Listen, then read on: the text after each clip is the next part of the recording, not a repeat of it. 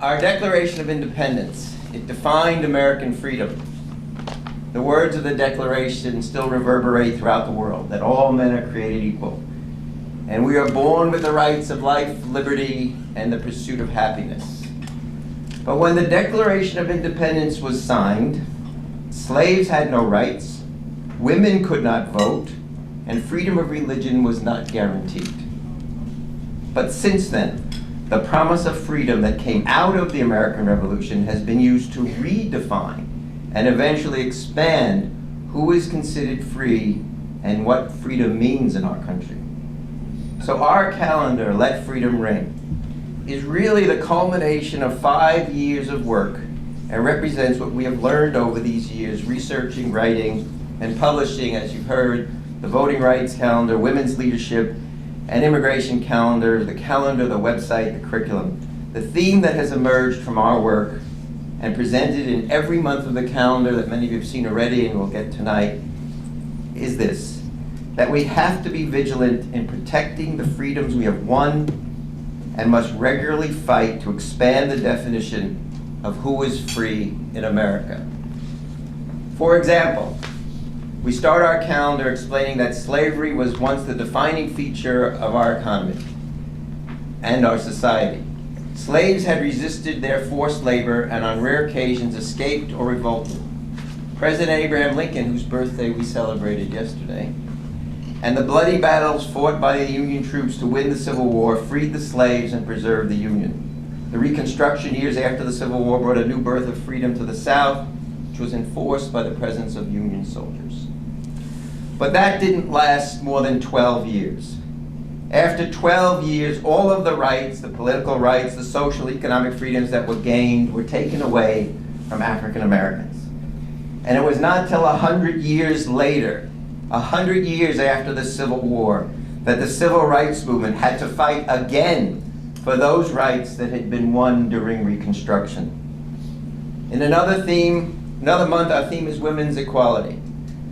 That fight began more than 150 years ago with Elizabeth Cady Stanton. She understood that the vote was the doorway to equality for women, but getting the right to vote in 1920 did not end the struggle. By the 1960s, women were publicly voicing their dissatisfaction, the lack of personal freedom, wanting access to birth control and abortion, as well as equality in sexual relations and equal pay for equal work. That struggle continues to today. December's theme is Freedom Riders. In 1961, a group of civil rights activists began a journey on interstate buses with whites sitting in the back of the bus and blacks sitting up front. The route was from Washington, D.C. to New Orleans, and they met fierce and violent resistance along the way. In Anniston, Alabama, a mob of about 200 stoned the Freedom Bus and slashed the tires. Now, the bus managed to get out of town, but when they stopped to change the tires, the bus was firebombed. Our nation was shocked by the violence and the lack of police protection. Segregation in 1961 finally became national news. I'm quivering. 4 decades later, 2003, a second wave of Freedom Riders, 900 immigrants, mostly Latinos, and their supporters traveled on buses from Los Angeles, Seattle, and other cities to Washington, D.C. and New York, stopping in more than 100 cities along the way, appealing for a more humane immigration policy, one that brings to our attention the lack of freedom for more than the 12 million undocumented workers, many of whom who are raising our children, harvesting our food, and providing home health care for our parents and grandparents.